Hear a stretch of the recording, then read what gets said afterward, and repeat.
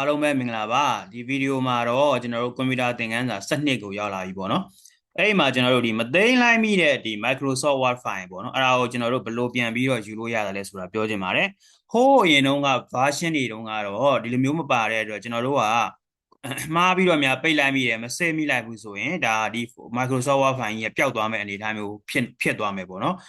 ဒီလိုဒီဒါလေးကတော့ဘယ်တော့မှစပါလာလဲဆိုရင် Microsoft ရဲ့ဒီ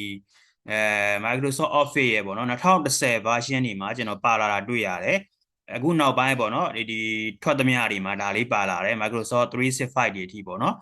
အဲ့တော့ဒါလေးပိတ်ပြီးတော့ကျွန်တော်လေ့လာကြည့်အောင်ဒါ Micro ဒီ PowerPoint လည်းပိတ်လိုက်ပြီတော့ကျွန်တော်တို့ဒီ Microsoft Word ကိုသွားခြင်းလို့ရှိရင်ကျွန်တော်တို့ဒီမှာ WORD လို့ရိုက်လိုက်ရင်လည်းဒီဒါလေးပေါ်လာတာเนาะကျွန်တော်တို့ဒီလိုမျိုးဖွင့်လေးကိုလည်းကျွန်တော်ပြောပြီးသွားပြီအဲ့တော့ဒါမှမဟုတ် Windows logo လေးကိုနှိပ်လိုက်ပြီးတော့ဒီထဲမှာ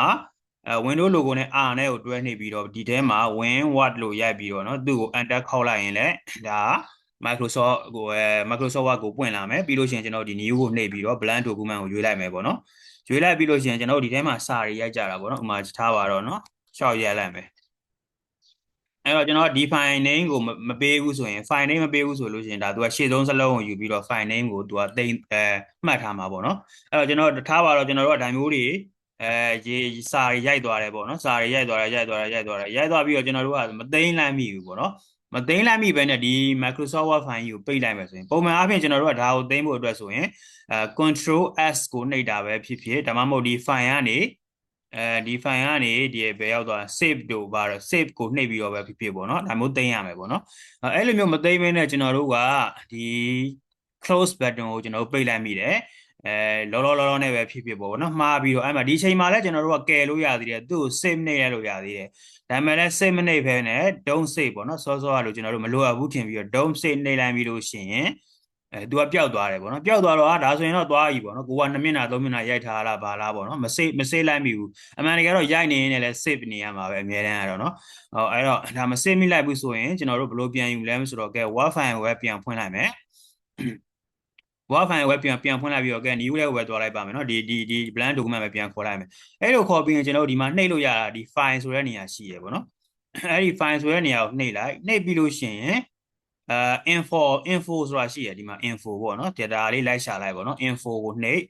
ပ်ပြီးလို့ရှိရင်လည်းဒီမှာဒီမှာ manage document ဆိုတာရှိရ manage document ဆိုတာကိုဆက်နှိပ်ပြီးလို့ရှိရင်ဒီမှာကြည့်လိုက်နော် we cover and save document ပေါ့နော်ဒီ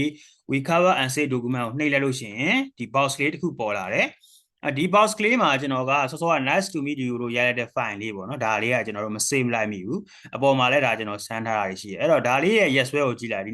ဒီနေ့ဖြစ်တဲ့နော်18ရက်ဒီမှာဒီ test bar မှာလည်းပြနေတယ်ဒီနေ့ yes ဆွဲနဲ့သူကမှတ်ထားပေးတယ်အဲ့တော့ဒီ file မှန်းသိတာတယ်ပေါ့နော်